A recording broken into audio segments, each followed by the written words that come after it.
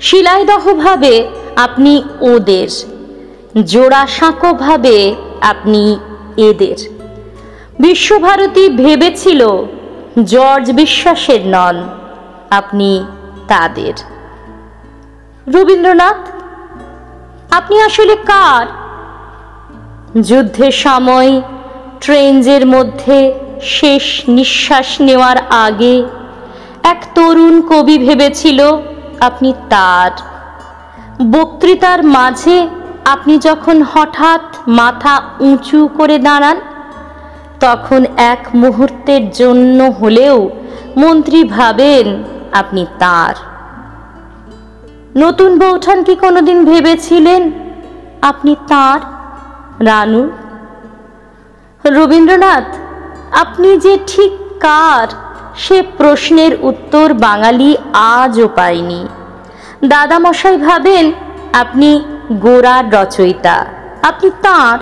বাবা ভাবেন আপনি বানিয়েছেন শ্রীনিকেতন, আপনি তাঁর। মা ভাবেন আপনার সুরেই বেজে উঠেছে ওর বীণা, আপনি তাঁর। ভীরু কিশোরী যে মুখ ফুটে বলতে পারেনি, শুধু চিরকুটে লিখে দিয়েছে, হাতখানি ওই বাড়িয়ে আনো, দাও গো আমার হাতে, ধরবো তারে, ভরবো তারে, রাখবো তারে সাথে। সে মনে করে আপনি তার। আর কফি হাউসে টেবিল চাপড়ে রাগী তরুণ ঘোষণা করে আপনি আসলে মাত্রাবৃত্তের। যতজন বাঙালি ততজন রবীন্দ্রনাথ।